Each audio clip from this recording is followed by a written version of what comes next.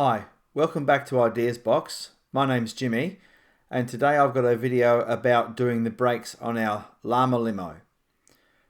When we bought the llama limo, the brakes were inoperative. I didn't know that at the time, which is no big deal. It hasn't cost a lot to fix.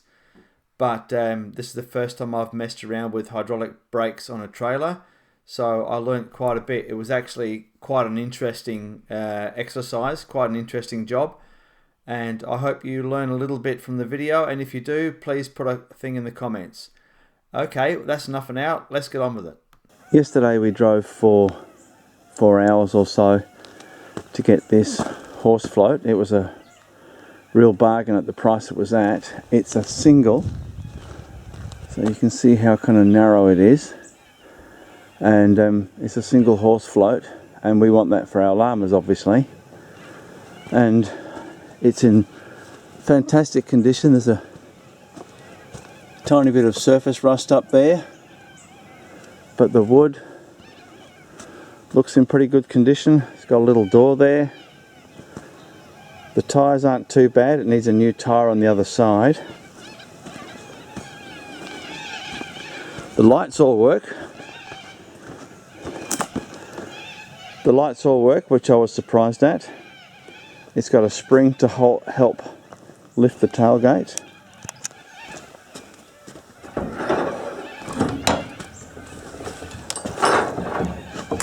So it's quite easy to put down. The ramp seems okay. The floor's really good, which is something we were told to watch out for. It's got padding. It's got a chest rail.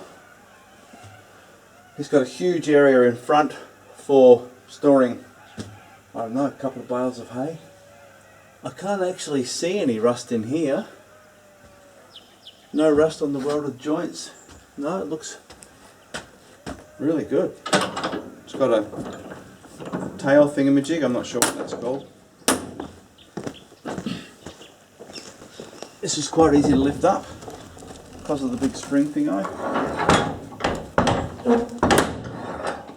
The tyres aren't too bad. The wheel bearings, I'm just going to check for my own peace of mind, but the two on this side were cold. We stopped a couple of times for fuel and road snacks, and the two on this side were cold, and the two on this side were barely warm to the touch, about as warm as the back of your hand. So I'm not overly concerned about them, but I figure I might as well have a quick squeeze at them. It's got a spare, which is a different diameter, but we can sort that out. I think we only need to get 2 tyres. One for the back right, and we'll put the best one on the spare and put the, so we'll have 4 good tyres on it. Not sure what's gone on with the brakes. I've had almost nothing to do with hydraulic trailer brakes, but the master cylinder won't move. There's oil in there. You can see the oil in there, so I don't know whether it's seized internally or not. Like I said, I've got no idea about these things, but I'm about to learn. So I'm going to take this master cylinder unit off and take it in my workshop and see if I can free it up. And if I can free that up, then I'll take this down to a level part of the ground and take the wheels off and have a look at the slave cylinders. So I'll get started on that. So I've got it on my workbench, and I've tipped the oil into a little waste oil container. There doesn't appear to be any corrosion down inside there, so they might be in luck. They may just not have been used for yonks, but there's a little circlippy sort of split ring thing there, so I'll pull that out and see what that does. So there is a little split ring in there, so let's pop that out and see if we can't make this thing worse, eh? Not exactly sure how that comes out, so let's see if I can't slip and stick the screwdriver through my hand, through the palm of my hand, eh? No, that's not going to work. Oh, hang on, I've got an idea. Looks to me like maybe if I pull it in with that. Oh, well, there we go, look at that. Oh, that's not good. Right, okay, well, alright, so that's just a Okay, so that's just a little round-headed bolt that just pushes on that. And because they're both, that's cupped and this is round, it allows for a little bit of self-alignment. So maybe if I can free this cylinder up, I'd say that's a piston inside this casting here with a couple of seals. So yeah, I'll put it in my press and just see if I can free it up, because there's been oil in there, so I don't think it's corrosion inside there. I think the corrosion is just in here, so I'm going to pop that in my press and see if I can free that up. The easiest way to do that is to find a socket that will fit, like the biggest socket that kind of fits. So there's a 3/8 drive 13mm socket, and it looks to me like that's as bad a good a fit as I'm going to get there. So I'll pop that in my press now and see if we can free that up. Rightio, so I've pushed that in as far as I can with this socket. That's gone all the way in there. I just used my bench vise because it actually wasn't that tight. So what I'm hoping is that little bit of corrosion in there is just what's stopping it, because I imagine there's a spring inside here trying to push that piston back to reset it. I don't know. What I think I might do is take this out of here, wax and compress there, and see if it'll push that piston out. If it does, I can probably clean the bore up with a bit of wet and dry and see what the seals are. If they're just O-ring seals, maybe something out of my O-ring seal kit will fit it. Alright, let's see how that goes. So I've sprayed a little bit of penetrine in there, and to be honest, that piston moved easier than I was expecting, so I'll let that soak for a few minutes. Let that, see if that'll penetrate down the sides of that piston, and we'll see if we can get some air in there and push that piston back out. Rightio, so I've let that sit for a half hour and I've pushed it and it's shooting back out. So I think I've fixed it. Rightio, let's go. I'm going to stick some air in there and see what happens with this piston. Just, you know, if nothing else, this has been filmed for the Coronial Inquiry. Oh, look at that. Poor stinks. Wow, look at that. That actually looks, that seal looks in pretty good condition.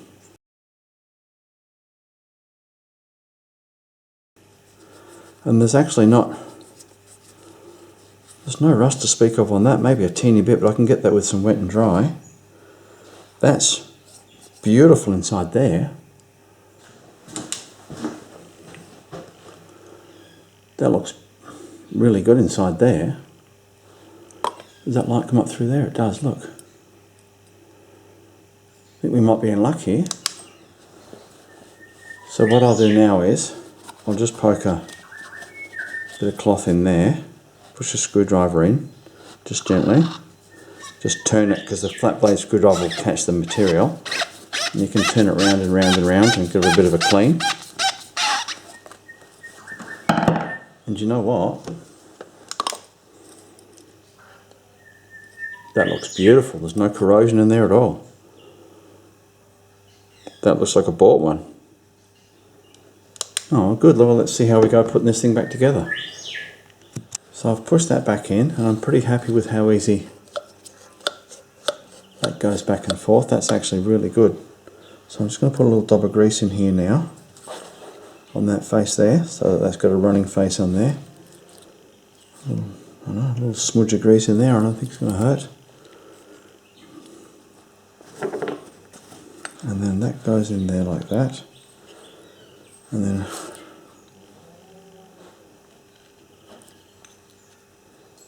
that clip has to go on top of that washer. So that goes like that, the washer goes in, and then I'm not exactly sure what I'm doing, but I reckon you squeeze that the same way I got it out, more or less.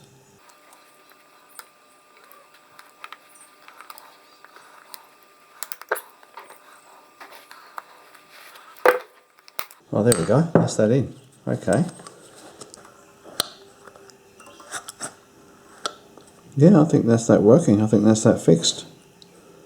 Alright, so all I need to do now is double flare that piece of tube that goes in there, fill that up with oil, and then check the slave cylinders.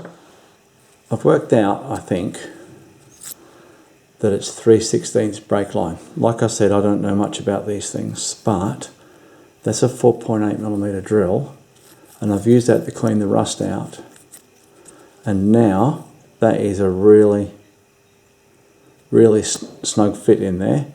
And if I look at my handy chart, 4.79 something millimeters is 3/16, so pretty sure it's 3/16 brake line. Just quickly, if you have a range of drills, you can actually use them as a bore gauge to check the size of holes. A 4.8 or a 4.5 or a 5 or a 6 or whatever, you can actually use them. That won't go in. Why? Oh, it's got a little ding on the end there. But you can use drills to gauge the size of holes, which is how I worked out that that's 3/16 brake line. One thing I didn't know, because I've never owned a tandem axle trailer before, is you can use the jockey wheel if you want to work on the brakes. If your jockey wheel's got enough reach, you can use that to jack the front wheel off the ground to do the brakes. So under here, having a look at these brake lines, how I'm going to get to them to do that, and I've discovered this. Look at that. That's less than ideal. That could quite easily fret through there, so I'll put something on that when I make the new brake lines. So now I've got all the brake components here. I've put the wheels back on, so if we need to move the trailer we can. But as far as I can tell, the slave cylinders are seized, but I don't believe they're expensive. The brake shoes, that one's not too bad. That one's, I reckon they're knackered. I'll probably get new brake shoes. Because that's down to the rivet there, you don't want that. Okay, so I'll get new brake shoes. I don't even know what to ask for, so I'll probably have to take these into Burson's or somewhere similar and get them to, they'll probably know. Anywho, these are all the bits off of this side. The other side I was able to take off in one piece. I'll show you. This side I was able to get off in one piece because this piece should come off towards you, should come off the hub. With the left hand side it didn't. With the right hand side I was able to get it off. So then there's just these 4 bolts hold this on, and once again I've had to let that fracture, but I'll clean these up, and it looks to me like I can rebuild them as a unit and then put them back on, which would be nice, because to be honest I haven't done much with drum brakes, as I mentioned earlier. So I think I've determined that it needs new slave cylinders. I don't think these are very expensive, but I'm going to have to get some more brake line and a flaring kit, because they've snapped off, this one, and this one was starting to snap, so I just cut it. What the hell. So I'll get a couple of these and we'll clean all these other parts up, and I'll get new brake shoes once I work out what they are. I think they're Holden, and yeah, we'll go from there. And I thought they might be Holden because of the, in Australia Holden's like a General Motors, and I thought they might be Holden because of the wheel studs, but look at that, Holden 13/16. That's brilliant. So now I know what to buy. So I'd say that they're standard Holden brake shoes. So I'll have a look on the interwebs tonight, and we'll see what we can come up with. There's one of the brake assemblies put together. Like I said, I haven't done much with these, so luckily I had a photo to go from. So I've cleaned up the inside of the hubs. They don't look too bad. So I've put one together, and I'll put the other one together now, and we'll put them back on the trailer. Then I need to flare the brake lines, and I've got all new fittings.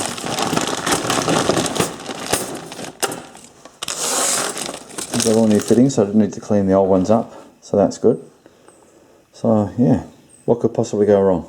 I didn't bother videoing putting them together because, to be honest, there was a shameful amount of swearing went on. So anyway, they're done now.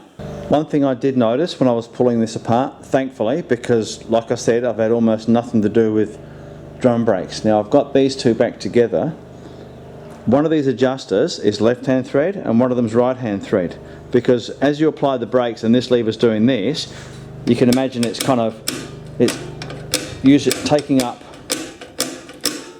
This gets further out as the brake pads wear, so you need to get the bottom here further out as well. So that's like an adjuster thing. I see it screwing that out, and this one's the same.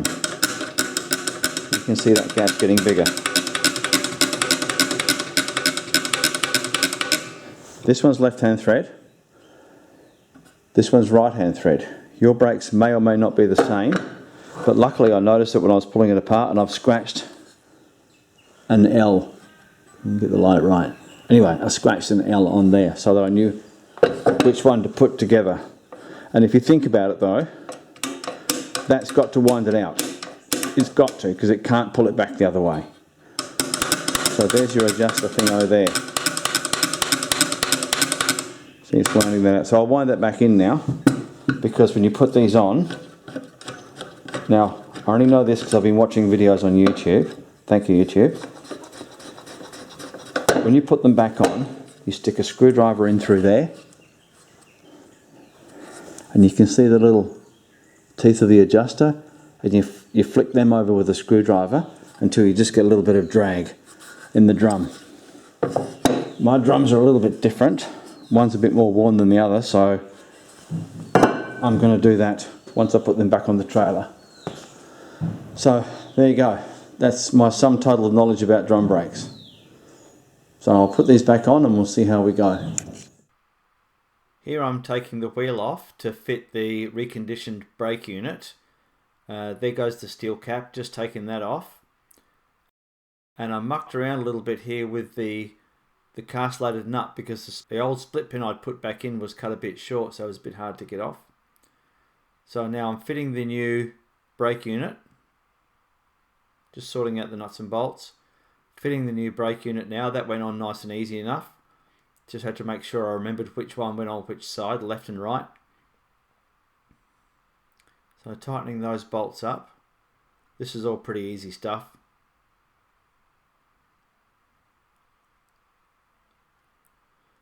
I got a bit of carpet to kneel on because the concrete was quite cold, and my 60-year-old knees don't like kneeling on cold concrete. So what you do is you over torque the nut slightly and then back it off to line up the castellation on the nut with the hole in the axle, the split pin hole in the axle. So I'll put the new split pin in, just bent it slightly for just now. Just putting the new hub on. Now I had a fair bit of trouble here because I was getting a scuffing noise, and I thought it was the drum rubbing on the back plate of the brake housing. So I decided that to make sure everything was lined up properly, I'd put the actual nuts on and pull them up tight to try and get the brake drum aligned as best I could with the backing plate. But it turned out, I thought it was scuffing, but it turned out to be something else.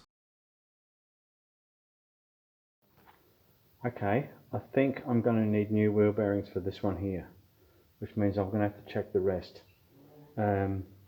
Because have a listen to this.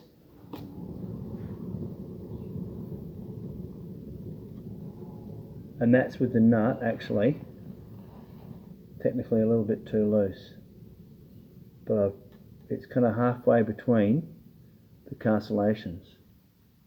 Have a listen to that again.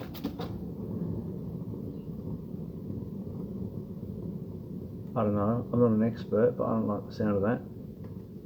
So get some new wheel bearings for that. They're not very expensive. So I've hit a bit of a stumbling block. I was putting the brake lines on and it occurred to me that I hadn't checked if this line was clear. Now, let me get the light in there. I've run a 3mm drill in there and I've tried to blow air through it and I can't. And I've tried to run a piece of 3mm wire through it with a cordless drill just to see if I could clear it. I mean, I still wouldn't use it because it would contaminate your brakes. But yeah, so the whole job's been put on hold now until I can get a new one of them. But luckily I'm going to the local town tomorrow, so we'll see if we can get a new one from auto parts place. So we've hit another stumbling block. The fittings that I've put on this brake line are for inside there, that little nipple the double flare seats on, that it's a different type of flare, like a JIC, which is a hydraulic flare. So I've got to buy an adapter, for what I can gather, something that looks a bit like this.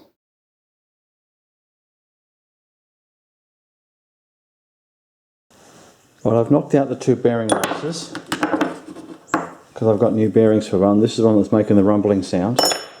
Now, yours may or may not be the same, but I've got two little cutouts there, which is where you have to start knocking the bearing out. Both sides have got it. There and there. Get the light right, there we go. There. So, I've just picked up the edge of that one. You can just make a burr there. So I've made a couple of marks in here with the punch where I was punching the bearing out, so I'm just going to give them a bit of a tizzy up now.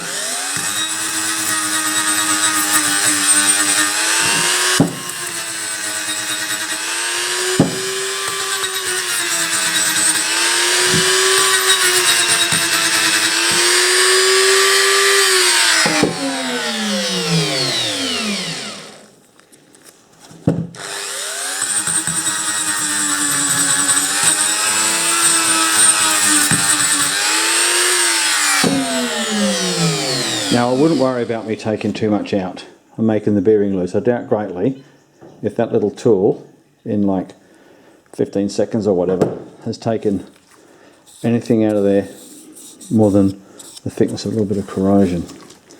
But they're pretty good now. That's one of the dings there that I got out. Where is it?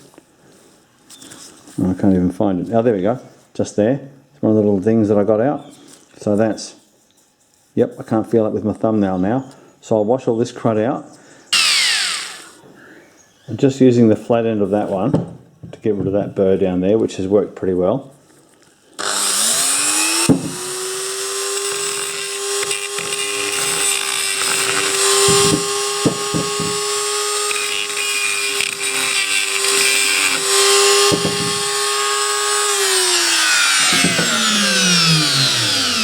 They're actually not very well defined in that casting. So the other end's pretty good. If you see through there, you can see the other end's quite square. But this end, they're a bit of a raggedy casting. So I might just get a square file and just tidy them up a wee bit.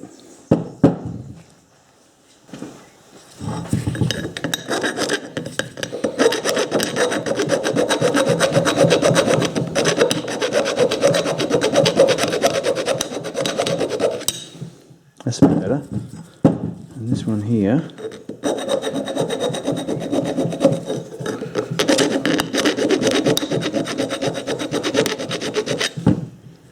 yeah, that's a bit better. They're a bit better defined, aren't they? I might be able to see them next time. Well, at least next time I'll know about them. I didn't know they were there. You know, it was only when I cleaned a bit more grease off that I found them. So yours, the inner race of the bearing might overhang far enough that you can get a punch on it anywhere, but this one's got actual cutouts in the casting to get it started with the punch. And once you get it down about 3 or 4 millimeters, you can get a punch all the way around it, and you can sort of walk it out. So here's the trailer bearing kit that I got, and there's the hose that I got to replace the flexible hose. All this was like, I don't know, 60 bucks or so. So, oh well, it is what it is. It's not going to get far without a wheel bearing, and I'd prefer to have brakes. So it still cost us less than 200 bucks to get this thing in better condition than it was when we got it. I didn't bother to heat this and shrink them because I had a look on the interwebs, and most people would just knock them in. You just start that off with a block of wood and then find a socket that fits in there and push that one down. And then this one here, I started off with a block of wood, and instead of using a punch, because you're going in like that with a punch, and you might mark that face in there, that steel face in there, on the casting of the hub, and that's where your oil seal has to seal against, or the outer steel casing of the oil seal seals against that face there. So you want that to be pretty good. So instead of using a punch, and I've done this before, not with wheel bearings but with other things, instead of using a punch where you might just catch that edge there against this casting and mark it, if you use a piece of pipe, then you're spreading that impact over a larger area.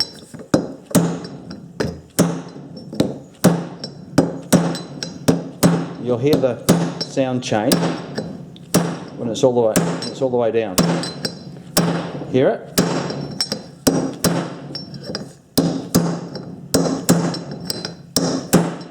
Hear that sound? That sounds... Let's just check that. Yep, that's all the way down. So that's how simple it is to do them.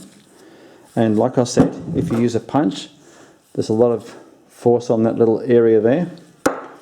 If you use a piece of pipe, you can imagine that pipe, instead of the punch just spreading that load across a little bit of the punch tip, if you use a water pipe, look how much of that is contacting that. Look how much area that impact is being spread across. It's a much safer way. Also, this is probably softer than that anyway, so it shouldn't, even if it's going to mark it, it probably won't.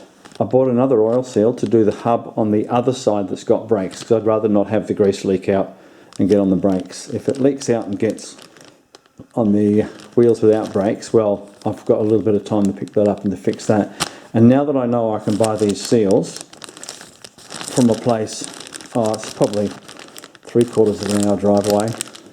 No, about an hour. But, you know, any excuse to go and have breakfast or lunch somewhere, because we live in a fairly remote area, so yeah, any excuse to go and have hash browns. Hey, how good are hash browns? Some people seem to think that you need a special machine for packing grease, but you don't. What you do is put some grease in the palm of your hand, and then you get that lip there on the bearing, that outside lip there, and you kind of scrape it off the palm of your hand with that, and that's what packs it into the bearing.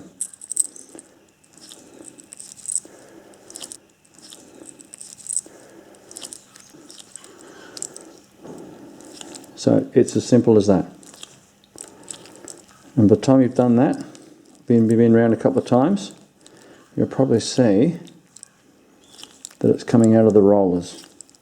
So that's how I was shown to pack bearings when I was a young lad. So you just keep going for a bit.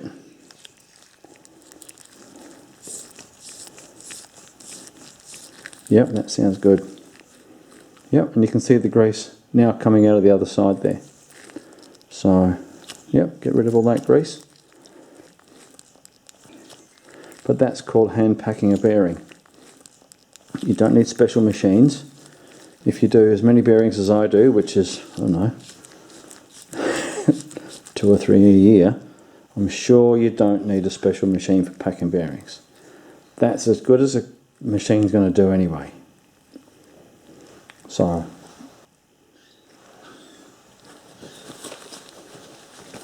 just to be super sure, put a little bit on the rollers, so the first time they go around they pick up that grease. You lower it in there, and then you put a little bit on the outside of your seal,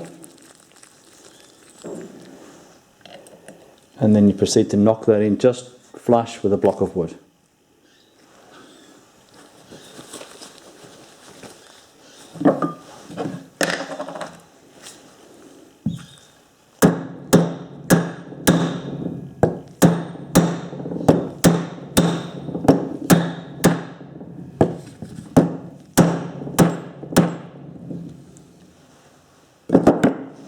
There we go. That's your bearing, that's your seal in. That bearing still turns. That will seal on the stub axle.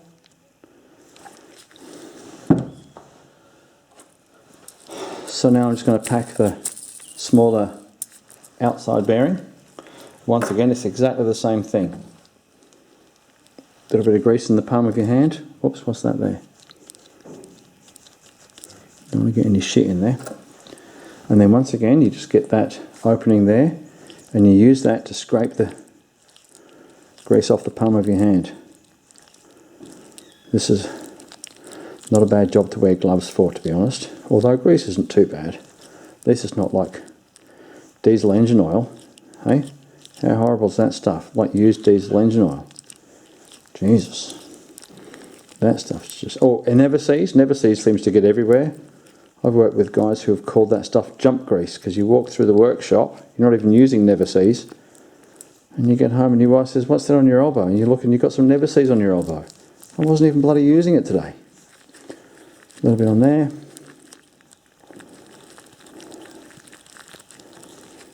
No, what the hell, I've got the rest of it, might as well put it on. It's not going to hurt it too much. Squidge it all around, make sure, yep, that bearing's dragging. Bearings should not spin. If a bearing spins, it hasn't got enough lubrication. These people who spin them go, "Yeah, that bearing's great." No, they're wrong. Maybe skateboards. Skateboarders, I believe, like running dry bearings, but, you know, that's up to them, isn't it? So there we go. That hub's now ready to put back on. I'll put that back on tomorrow, but at the moment, it's getting on, so it must be just about beer o'clock, I reckon. So I'm scraping the paint off, taking super care not to get any in the hole there. I haven't so far. So I'll come back this way now, push it away from the hole. Just going to shove some paper in there, because I want to just flush this face off, get it nice and flush.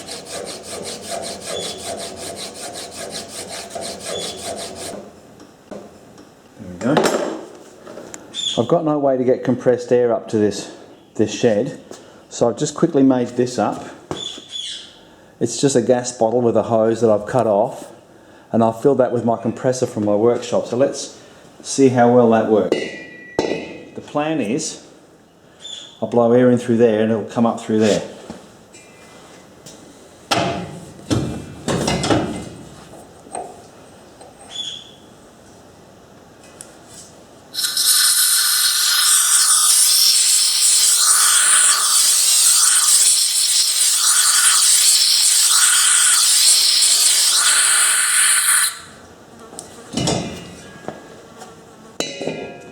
Well, that was messy, but it worked.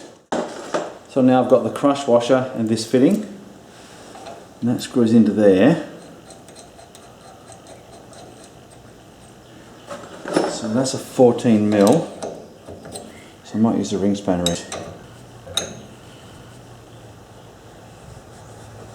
Right, now this screws into there.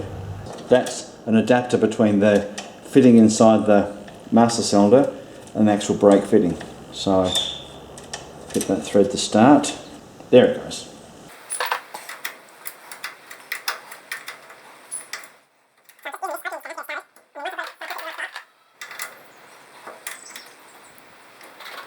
Right, I think that's that. Give it some brake fluid. Just make sure it doesn't leak. Just a little bit for just now.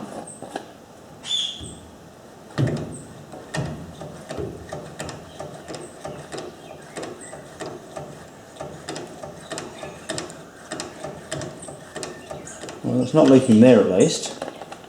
So we'll give it a little bit more brake fluid. I've made up a brake bleed kit. I've got some clear PVC hose, and I remembered that I had these check valves, the 6mm check valve. So this end here will go on the bleed nipple, and this end here will go in the jar. And if I can fill that up with brake fluid and no air, then I think that'll work. Let's try that and see how we go, shall we? Right, so I'm going to try this brake bleeding kit that I made with this 6mm check valve. So I just need to reach in behind you there. Excuse me. Right, so I've bled the brakes. That little kit that I made worked really well. And just a tip, don't ever start any threaded nut or bolt with a power tool, because before you know it, it's cross-threaded and it's too late. If you feel it on with your fingers,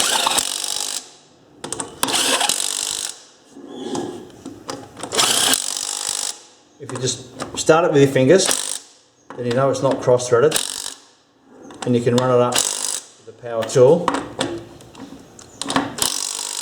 Let's just check those brakes are working, hey? Wonder if I can spin that enough.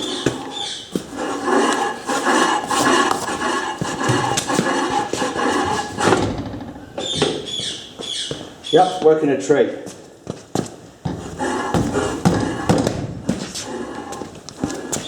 Do it again.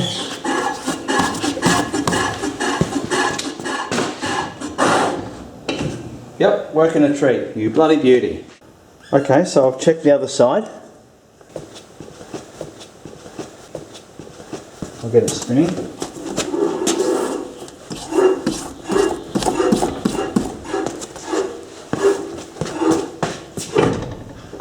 Beautiful, like I bought one. Earlier on in the video, I showed how that line would have been chafing on that frame, but I've made a piece of spiral wrap and wrapped that so that won't chafe on the steel frame, won't chafe on the steel brake line now. Just cleaning up those grease nipples. A little bit of grease in there. I've got no reason to suspect this won't go back and forth because it rotates, so it's not seized. I'll whack a bit of grease in there.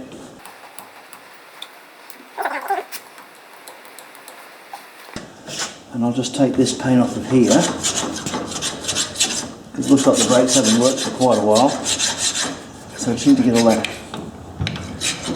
paint off so it's got a chance of sliding back and forth properly.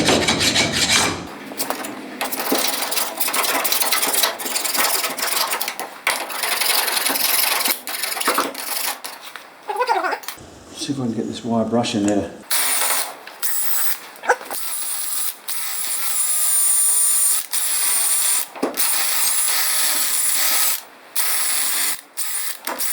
I think that's about as good as I'm going to get it. So I'm not actually, I don't think I can push that in. I think this spring in there is too big. So, right, so it's been greased. That's been cleaned. The brakes are all bled, so they work. I think I might be able to call that job done. Who knows? If anybody's got any hints, please put them in the comments, but there we go. That's my sum total of knowledge about hydraulic trailer brakes. Right, now what I might do is wind that nut in a bit, because that's your adjustment for your brakes here, because I'd like them to pull up. It's got to travel. Yeah, I'd like that to come up a bit, so I'm going to grab a big shifter and adjust that. Ah, that's probably how they snap that. So how do you hold that still then? What stops that from turning? That'll snap that off.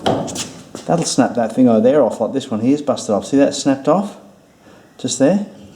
I reckon if I keep doing that, it'll snap that one. There's no... I wouldn't know that. I'm pretty sure there's no roll pin or anything. I'd have to hook that onto the car to do that. Gee, what a pain in the ass. Yep. I'm going to have to wait till that's hooked onto a car before I can adjust that nut. But that's alright, it's not the end of the world.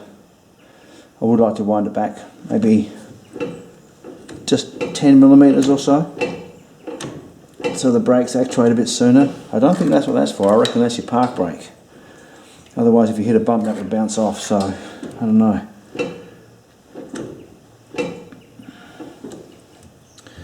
Yep. Alright, well that's the end of this job for today.